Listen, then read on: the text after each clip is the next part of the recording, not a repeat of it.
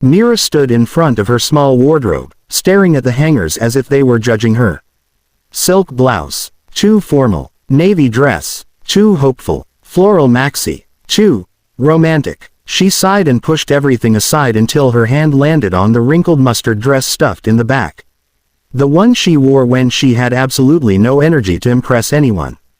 The one with the loose stitches on the hem and a faint coffee stain she hoped no one noticed. Perfect, she muttered sarcastically. Blind date equals low expectations.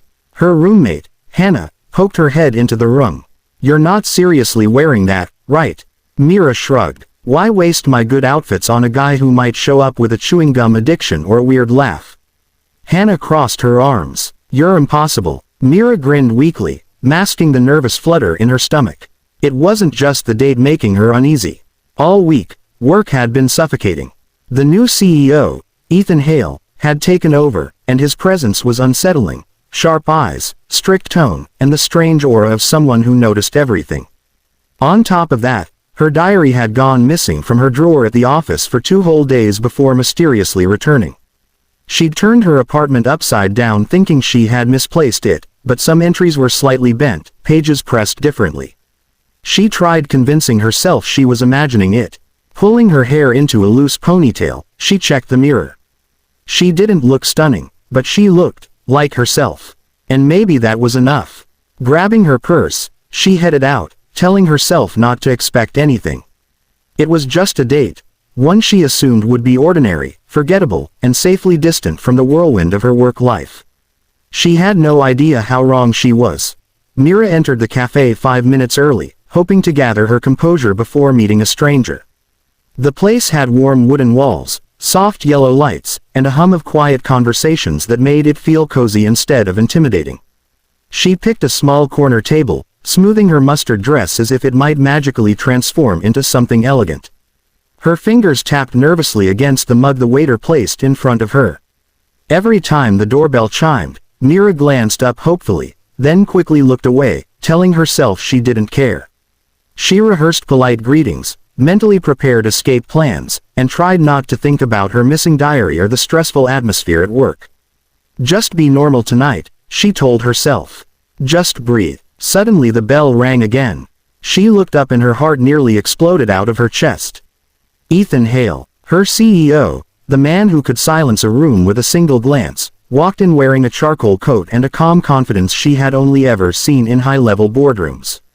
There was no reason in the world for him to be here, unless he was meeting an investor or attending some elite dinner.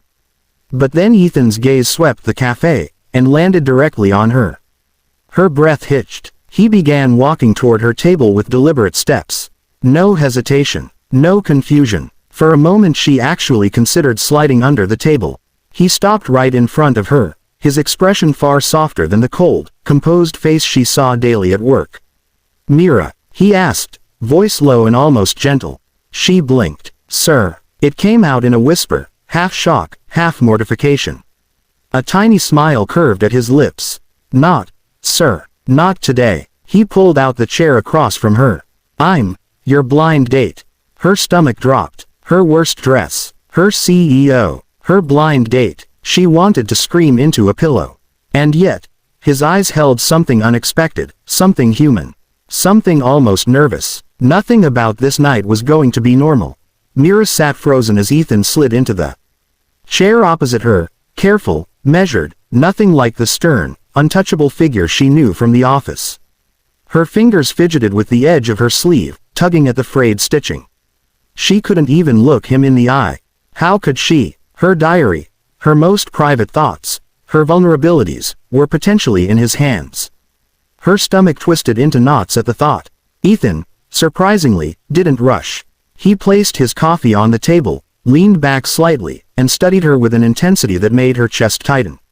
You look different than I expected, he said, and Myra's ears burned. Different, huh? Translation. Address disaster. She forced a weak laugh. You have no idea. He tilted his head, curiosity softening the usual severity in his eyes. Maybe I do. Actually, I might know more than I should. Mira froze mid-breath. What do you mean? She asked cautiously, suspicion prickling. He exhaled and leaned forward. Read your diary. The words landed like stones. Her mouth went dry, and for a second, she wasn't sure she could even breathe. You, what? She whispered, disbelief and anger warring in her voice. I found it in the conference room after a late meeting. I know that doesn't excuse anything. He held up a hand, his gaze apologetic, sincere, but it gave me a glimpse of you I wouldn't have seen otherwise. And I regretted reading it immediately, but it made me want to know the real you, properly. Her mind spun. Every private entry, every embarrassing thought she had ever written, laid bare in the hands of her CEO, and he had the audacity to call it curiosity. And yet, the vulnerability in his voice, the honesty, made her chest ache strangely. Myra's voice trembled. You should have asked. I know, he admitted. And if you want to leave, I won't stop you. She stared at him, the anger still there, but beneath it a curious flicker of something else, a strange warmth, an unsettling connection she didn't expect. For the first time, Mira wondered if this night could turn into something neither of them could have anticipated. The cafe around them had grown quiet as evening deepened. The soft glow of the hanging lights cast shadows that flickered across their faces, highlighting expressions neither expected to share. Mira stared at her coffee, swirling it nervously, while Ethan watched her, hesitant, as if each second was a test of trust. I don't even know where to start, Mira admitted, her voice barely above a whisper. All of this is surreal. My worst dress, my diary, and you. She laughed softly, the sound carrying a strange mix of embarrassment and disbelief. Ethan chuckled, the sound warm and unguarded. I know, and I don't blame you if you hate me. He leaned back slightly, giving her space while keeping his eyes locked on hers. I made a huge mistake. Reading your diary was wrong. But staying here with you, I want to do it right. I want to start over, if you'll let me. Her pulse raced, a jumble of anger, curiosity, and something tender she hadn't expected. She considered walking away, leaving him in that chair, walking into the night and pretending none of this happened. But something in his voice, honest, unshakable, and surprisingly vulnerable, made her pause. Finally, Mira lifted her gaze and met his. Okay, she said slowly, a small, cautious smile tugging at her lips. Coffee first, then we'll see if you can earn a second chance. Ethan's relief was immediate, a genuine, unguarded smile that transformed the stern man she knew into someone unexpectedly human.